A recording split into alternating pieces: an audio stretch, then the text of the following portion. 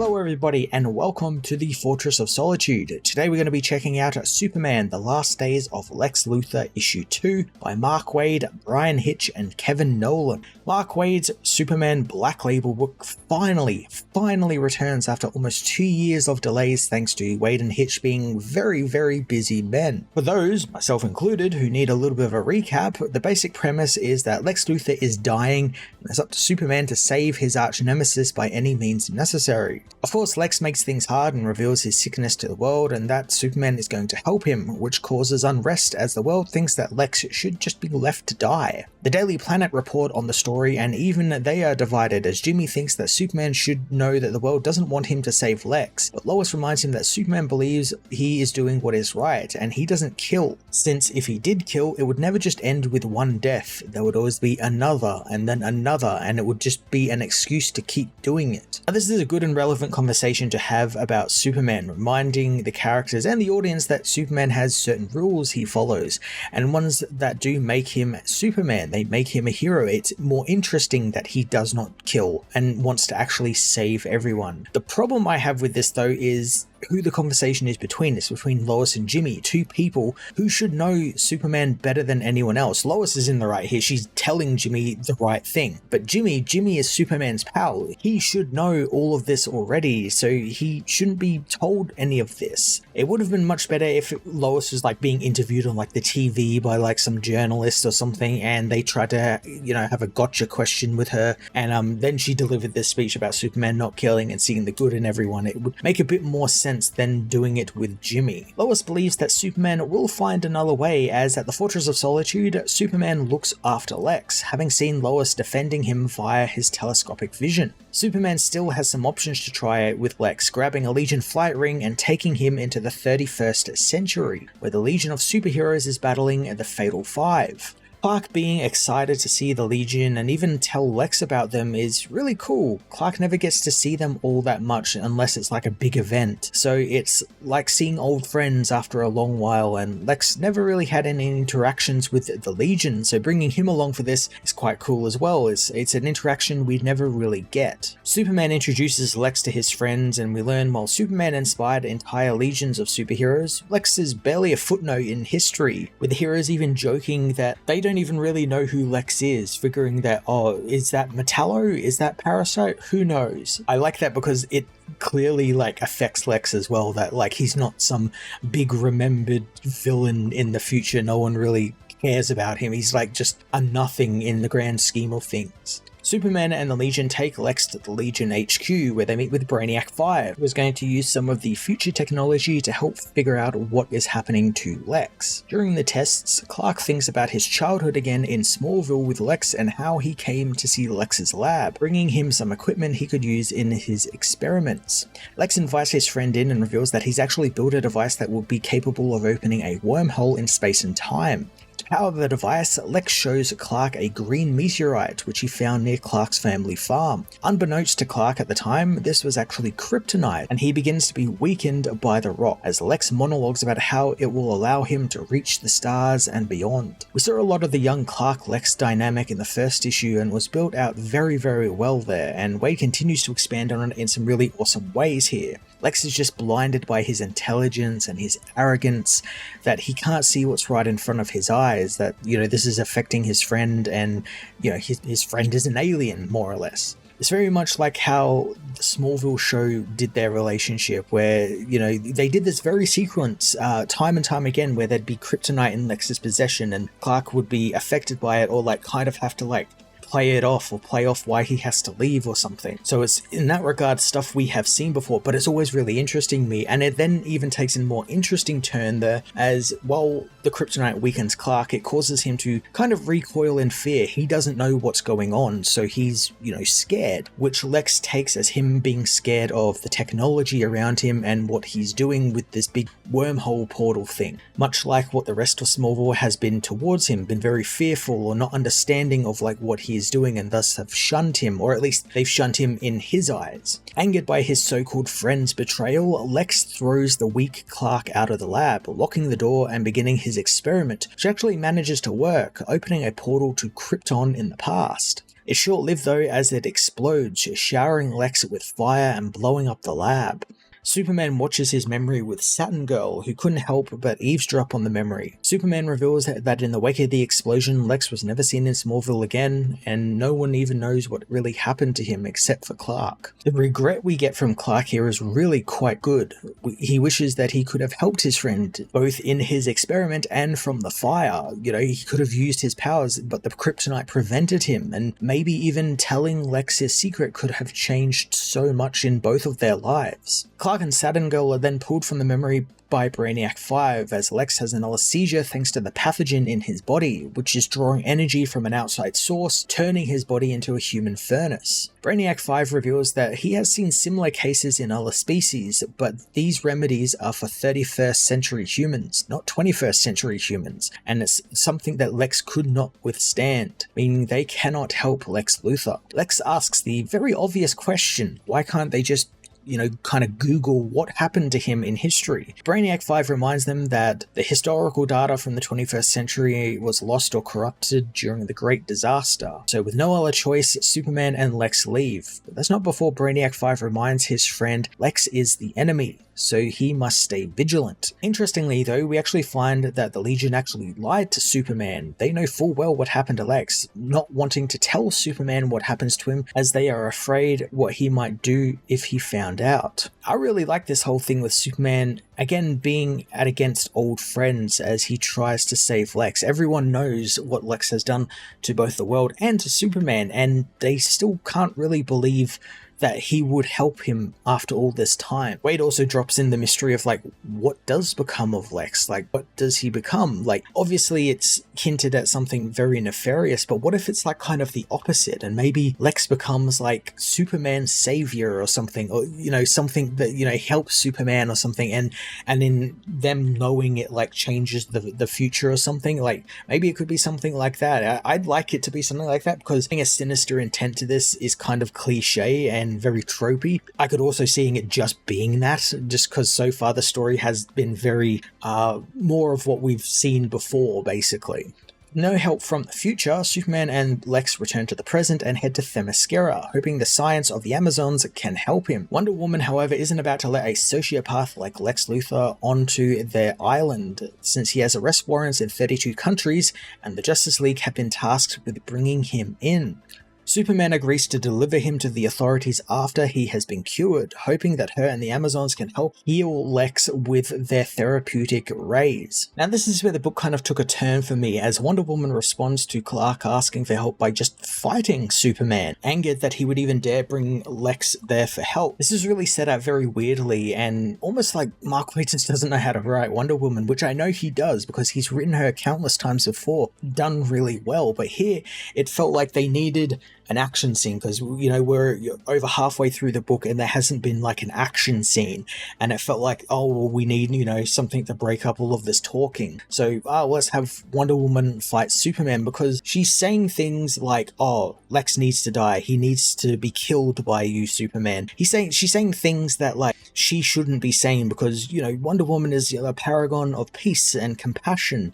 She knows Superman would never do something like that, so why is she suddenly just turning like this? And then it's Superman that reminds her that if he goes down that route, the world will just see him as a weapon and be scared of him. And then it could happen to the other heroes as well, like Wonder Woman. So it's just very strangely set out, and it again just feels like they just needed an action sequence, have Wonder Woman and Superman fight. We've seen that countless times before in the past, and it's one of those things that like you see posted on social media that's like, people think are cool because it's just these two heroes fighting. Eventually, Wonder Woman does see the error in her ways and agrees to help Lex, but only if Superman goes and pitches in some help around the world, because the League are all filling in for him. Superman does so and decides to leave and return to Metropolis and his life as Clark Kent, as Lex is taken into the island and subdued by the lasso of truth and undergoes a therapeutic ray session under these purple rays. And this is actually a really interesting scene. This is actually really well written, this part, as we see Lex kind of wants to know why this god is doing this, why Superman, the god who looks down at humans, is doing this. And Wonder Woman is the person who tells him that Superman doesn't view them as like lowly peasants or anything. He views people as his heroes. People, these beings who are as tough as tissue paper. Like anything can kill these people. Yet time and time again, they prove they can do things well beyond their manner. They can do stuff like go to the moon. Show great love and affection and ingenuity and all that sort of stuff. And that's what Clark loves about humanity. He loves that sort of stuff, and that's why he views them as his heroes. That's really damn cool, and it's something that you never really get to see. You get to see him every now and then be told, or like someone tells them that, oh, Superman views us as like the good people because we work hard or something, something like that. But having it laid out like this through Wade, doing it through Diana, is really quite interesting, is especially with the added caveat that everything she's saying is the truth, because she's holding the lasso of truth around Lex as well. There's also a really interesting bit where, because the lasso is around him, Lex admits that he is very scared. And that's where this whole conversation springs from. He's scared because this isn't how he envisioned he would die. He envisioned he would die like a god, like, it's out in space or something, not just on Earth somewhere. Superman soon returns to the island and finds the Amazon's tech couldn't help Lex, and Diana warns him to be cautious, especially since Superman's journey will take him close to magic, something that he is weak to, and something that Lex loves because Superman is weak to. Again, this is kind of a repeat of the Legion stuff, the Legion warning him, don't trust Lex, and it's stuff that, Superman should be told, but probably don't need to do it as often as the book is doing it. After briefly returning to the fortress to grab a special suit for Lex, Superman takes him deep into the ocean, into the fabled city of Tritonus, the sister city of Aquaman's Poseidonus. Superman and Lex head into the pearl-shaped city of Tritonus, where they meet with Lori Lamasse, Superman's old friend and romantic interest. Now, Wade has actually been using Lori quite a fair bit recently. She's been a big part in his most recent World's Finest story arc, and she was a big character in Superman's early stories, and now she's turned up in this in a pivotal role. So I kind of feel like it's maybe him going down memory lane a little bit, because I imagine when Lori showed up would have probably been about the time he would have been reading comics as a kid, so maybe he associates that character with what made him love Superman. So I can understand wanting to bring that character back as well, because it's such a weird, of its time character. Lori, this mermaid who Superman fell in love with and dated for a while. No one really uses that character. The last time we saw that character outside of, the World's Finest stuff was when Frank Miller used her in Superman Year 1. So Lori, after Superman telepathically talks with her, because Tritonus, all the people there talk telepathically, agrees to help Lex and tells Superman of a special fruit that is hidden in the garden of Beltree, which will help cure great illnesses. Ronal, Lori's husband and ruler of Tritonus, intervenes as the garden only brings death, but even Superman doesn't care about that, speeding into the depths to the secret garden. Now this all feels very fetch questy. Gotta go get the thing from the guy to help the other guy to, get the thing sort of thing. And it's usually fine, but right now all this book is really that. We're going from one place to another, doing something quite in quick succession, so there's no room in between for this book to breathe. I would have really liked to see where, they've tried all of these different things, and then Lex, they take a moment, they're back at the fortress or something, where, they just maybe get to, bond a little bit across this quest, because there's never been any of that so far in this book, which is really annoying, because I expected that sort of stuff where across this journey, this big odyssey across the DC universe, Lex and Superman would probably grow to like each other and, befriend each other and learn stuff about each other they don't know. Eventually, Superman does reach the garden and has to fight a giant sea snake in order to get the fruit. It all looks rather grim for the Man of Steel as the snake almost eats him, but Lex arrives, having followed Superman, and he distracts the creature for if but a second. That second allows Superman to deliver a burst of heat vision to the sea snake, causing it to swim off. With the fruit in hand, Superman gives it over to Lex once back in Tritonus, and he eats it despite certain risks involved in consuming it. Upon eating the fruit, Lex's mind is filled with visions of Clark and Laurie sharing a life together. A life they never got to have, and it fills Lex with an immense sadness before he vomits up the fruit. Laurie reveals that what he saw was thanks to all of their minds being open to one another, being Tritonus is the telepathic community, and he became one with the people for a moment, so what he saw was really all the stuff that Laurie wished would have happened and what Superman would have wished happened between them. And this has given him empathy, even if just for a split second, which is actually long enough for him to realize that people view Superman with immense honor because of what he does. And these bits we've seen across this issue of Lex getting to see Superman's slightly different light is really cool. But as I said before, it needed that moment where he sees all this and then they get a moment of calmness where they're just kind of unpacking all of that. But we haven't gotten that yet. And I think that's what this needed for Lex to kind of make that turn a little bit more. I do like the part though that what he saw was obviously the life that Laurie wished that her and Clark had and what Clark and Laurie wishes they had. And despite all of the heartbreak that gives Superman, the life that he never had, he is still, without hesitation, will help Laurie and her people whenever they ask, making him, in their eyes, very selfless and makes him a selfless hero. Lex isn't too happy about any of this as Superman takes him back to the surface, the disease very clearly affecting him more as we see him get older and sicker by the day. The book really picks up its pace here as Wade runs Superman and Lex through a whole gauntlet and a whole issue's worth of things in just a single splash page, with them venturing to Oa, to the Guardians,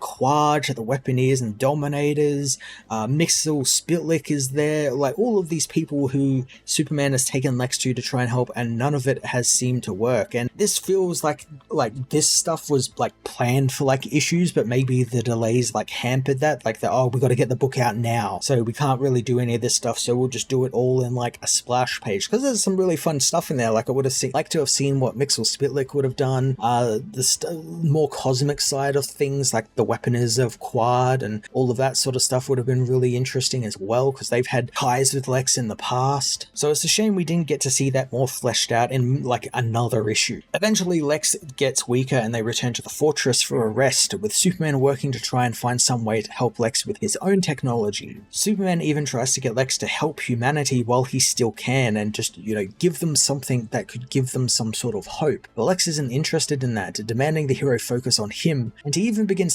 sniping at his failed relationship with Laurie, something that actually gets a reaction from Superman. Lex notices and pushes on it, telling Superman that if he didn't exist, he could have been a great man. And Superman actually, surprisingly, agrees, deciding it's time, and he actually reveals he is actually Clark Kent. Lex, of course, finds this impossible, and he's just hallucinating thanks to the disease, but Clark explains it in really kind of a cool way that can only really work if they have this pre-established relationship with Lex in Smallville, and that is that Lex's manic hatred for all things Smallville created this blind spot for Clark Kent to exist in, since Lex viewed Smallville and all the related things in that little county, Ma and Pa Kent, his parents, Clark, everything, as just an afterthought, not even a first thought either. He just refused to even think about this, and he seemingly trained his mind to just completely forget all of that sort of stuff. I like that this falls into my view of the Lex Superman Clark relationship